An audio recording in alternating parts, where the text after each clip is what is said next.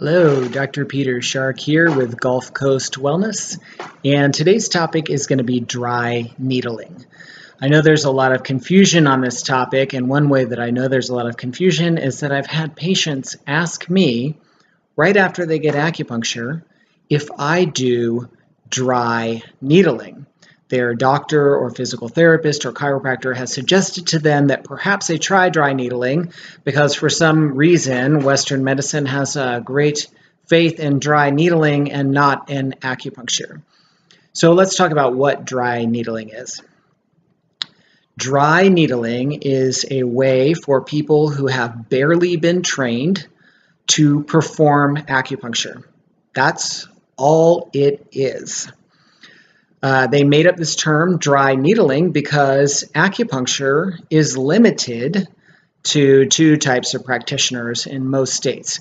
That is somebody who is licensed as a licensed acupuncturist or acupuncture physician or whatever the term is in your state, and MDs, medical doctors, under their license are allowed to perform acupuncture without any training at all because it falls under their scope of practice.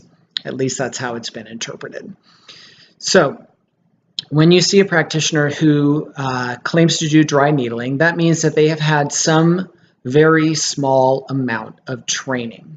Florida and California require about 3,000 hours of training for a license as an acupuncture physician.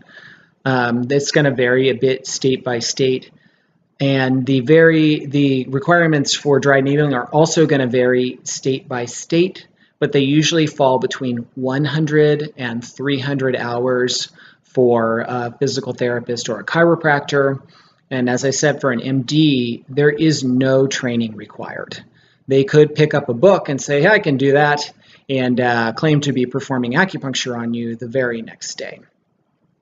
So what do they learn in a dry needling class? It's not what we learn in acupuncture school.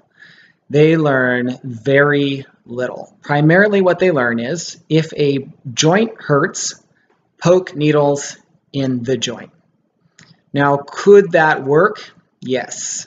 It may help for some people. Local needling, where you simply poke the part that hurts, does help some people. It works by creating an additional local inflammation, which is thought to mobilize your body's anti-inflammatory abilities to the area. Now, you could more or less do this on your own by poking the joint that hurts yourself. It's not very eloquent, and it completely lacks the analysis of the overall body, the blood flow, and the nerve function. And that's what your acupuncturist should be thinking about when treating your pain problem.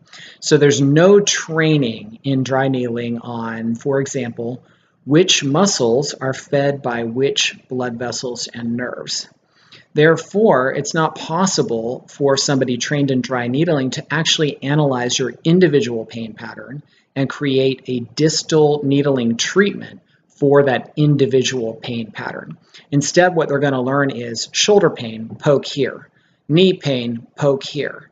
And they don't really have an understanding of the anatomy that is required to do proper distal needling, which is what's really, really effective in pain, especially chronic pain.